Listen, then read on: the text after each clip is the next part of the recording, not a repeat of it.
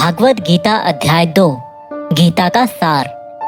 दोस्तों, गीता के दूसरे अध्याय से हमें इमोशनल स्टेबिलिटी, आत्मा, मृत्यु, पुनर्जन्म, डिसीजन मेकिंग के बारे में सीखने को मिलता है और गुस्से का सबसे बड़ा रीजन और उसका सॉल्यूशन क्या है, कैसे आप किसी भी कंडीशन में खुश रह सकते हो और मेहनत कैसे करते हैं, यह भी आपको सीखने को मिलेगा।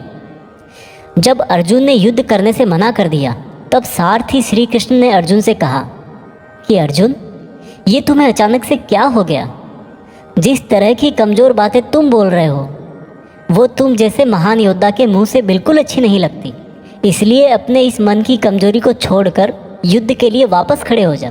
अर्जुन बोले कि मैं किस तरह से अपने ही गुरुजी द्रोणाचार्य और दादाजी भीष्म पितामह को मारने के लिए अपना धनुष चला सकता हूँ, क्योंकि ये तो मेरे लिए हमेशा से ही भगवान की तरह रहे हैं। इस युद्ध को करने से अच्छा है कि मैं भिखारी बन जाऊं, क्योंकि अपनों को ही मारूंगा तो जीत में भी मेरी हार ही है। मैं सही और गलत को नहीं समझ पा रहा, इसलिए मेरा मार्गदर्शन करो कृष्ण। श्री कृष्ण मुस्कुराकर अर्जुन को देखने लगे। भले कोई इंसान उनसे कुछ मांगे और वो दे ही ना, ऐसा भी कभी हो सकता है क्या?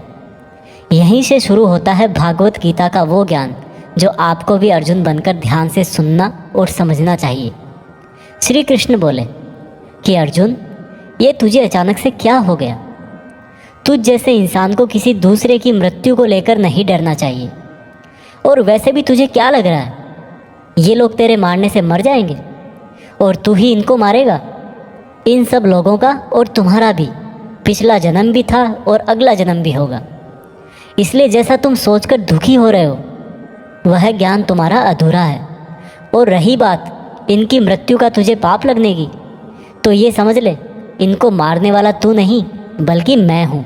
तू तो इनकी मौत का सिर्फ एक कारण है और ये लोग मरने के बाद भी मेरे ही पास आएंगे, क्योंकि ये लोग शरीर नहीं है बल्कि आत्मा है और आत्मा को किसी भी तरह से नष्ट नहीं किया जा सकता।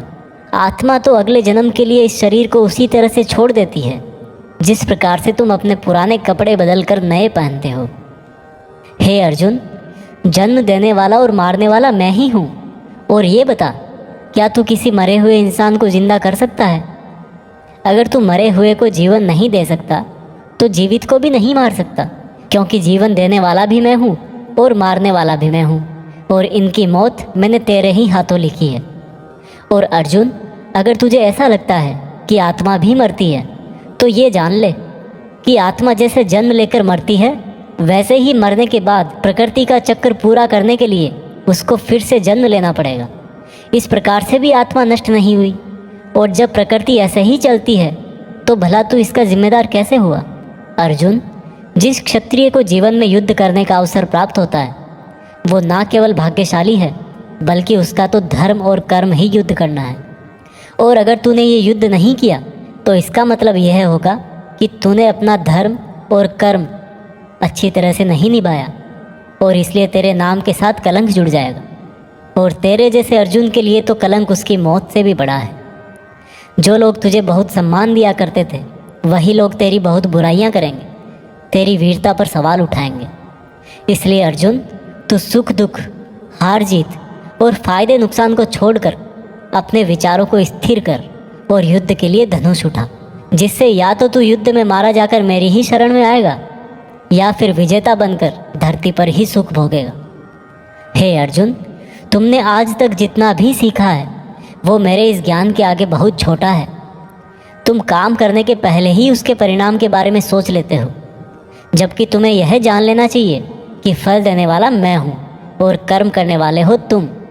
तुम अपना काम करो, मैं अवश्य अपना काम करूँगा। इस बात पर अर्जुन ने श्री कृष्ण से सवाल किया कि आपने मुझे अपने विचारों को स्थिर यानी कि अपने इमोशंस और थॉट को कंट्रोल करने को कहा है, तो यह मैं कैसे करूं?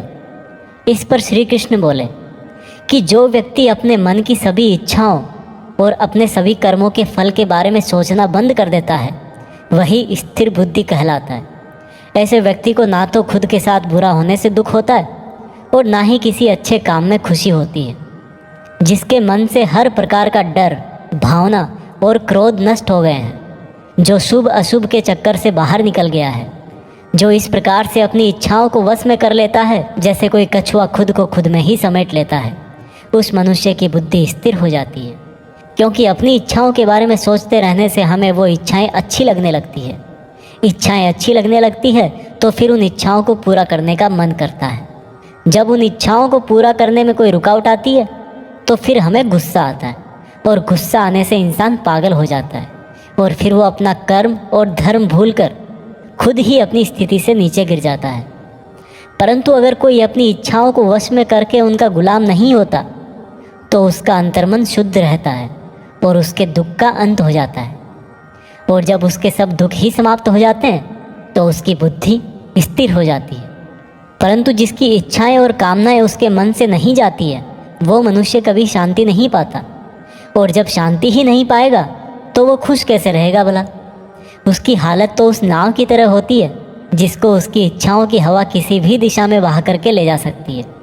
स्थिर बुद्धि वाला प्राणी तो उस समुद्र की तरह है जिसमें चाहे कितनी ही नदियां आके मिले फिर भी उसको कोई फर्क नहीं पड़ता। और इसी तरह का स्थिर बुद्धि वाला प्राणी मृत्यु के बाद मेरी ही शरण में आता है।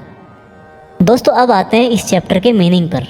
आप में से बहुत सारे लोग होंगे जो अपने प्रियजनों को खो देते हैं, और आज तक आप लोगों में से जिसने भी अपने प्रियजन को मृत्यु के द्वारा इस संसार से नहीं खोया है उसको भी यह जान लेना चाहिए कि उनकी ज़िंदगी में भी उनके किसी सबसे प्रिय, यहाँ तक कि खुद की भी मौत एक दिन ज़रूर होगी।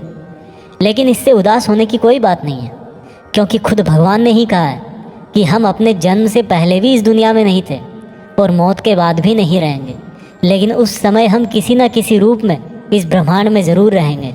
और इसलिए हमें मौत से नहीं डरना चाहिए, क्योंकि या तो हमारा पुनर्जन्म होगा या फिर हम परमात्मा में हमेशा के लिए मिल जाएंगे। और जब सब लोग आखिर में एक ही जगह मिल जाएंगे तो फिर क्या भावुक होना। और यही प्रकृति का नियम भी है। और हम कोई शरीर नहीं है जो हमें डरने की ज़रूरत है।